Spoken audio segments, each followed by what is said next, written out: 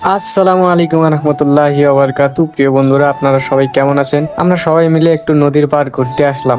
এখানে আসার পর এত সুন্দর জায়গা, এত সুন্দর রাস্তা, এত সুন্দর প্রকৃতি, যা দেখে পুরোই মন জুড়িয়ে যায়। আমরা হাঁটতে হাঁটতে আমাদের সামনে একটি ভাসমান ট্রলার চোখে পড়ল। এই ট্রলার গুলো পানি পথে যাতায়াতের জন্য ব্যবহার করা হয়। তো বন্ধুরা, আমরা হাঁটতে হাঁটতে আমাদের সামনে একটি কাঁচা বাজার পড়ে গেল। এই কাঁচা বাজারে নিত্য নতুন প্রয়োজনীয় জিনিস পাওয়া যায়। তো বন্ধুরা, এইভাবেই পুরো বাজারটি আমার সাথে দেখতে থাকুন।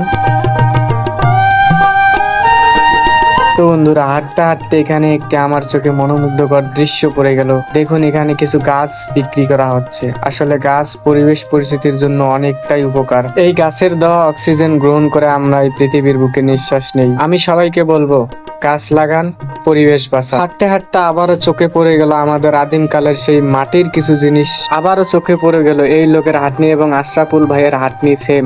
এভাবে কিছুদূর গেতে না গেতেই সামনে পড়লো আফাদের পতাকা। এভাবে চলতে চলতে আমাদের সামনে একটি মাদ্রাসা পড়ে গেল। দেখুন, মাদ্রাসার বাচ্চারা কিভাবে খেলতেছে। চলতে চলতে এখানে দেখলাম জামা কাপড় বিক্রি করা হচ্ছে। আমাদের কাছে টাকা নাই, তাই জামা কাপড় নিয়ে দেখেন বন্ধুরা, মাইয়া মানুষের কত সুন্দর সুন্দর জামা কাপড়, ব্রু শোল্ডার বিক্রি করা হচ্ছে। আমার বউ নাই, গার্লফ্রেন্ডও নাই, কার জন্য এখন নেই, তাই দেখতে দেখতে চলে যাচ্ছি। হাঁটতে হাঁটতে আমাদের পথে যেন ফুরাচ্ছে না। এই যে দেখেন বন্ধুরা, এখানে আরেক জায়গা। এই পথ দিয়ে প্রতিদিন আসা যাওয়া করি। এখানে রাস্তার অবস্থা এতটাই বাজে, যা বলার ভাষা নেই। এই যে আমার অফিস, এখানে এই পথ দিয়ে হেঁটে আসতে হয়, এতটাই কষ্ট। সব বাধা বিপত্তি পেরিয়ে আমি মিষ্টি হাতে নিয়ে বাসার দিকে রওনা দিচ্ছি। বাসায় আবার একটা পার্টি আছে। রান্না বান্নার বাবুর্চি কাজে আমাদের জিয়া মামা ব্যাপক ভূমিকা পালন করতেছে এবং তরকারিতে লবণ ঝাল ঠিক আছে কিনা সেটা নিবিড় মামাই টেস্ট করতেছেন। চাউলগুলো ভালোভাবে ধুয়ে নিচ্ছেন। চাউলগুলো ধুয়ে নেওয়ার পর পেঁয়াজ, রসুন, কাঁচামরিচ, আদা ও বিভিন্ন প্রকার মশলাগুলো একখানে দিয়ে মামা ভালোভাবে কষান করে নিচ্ছেন।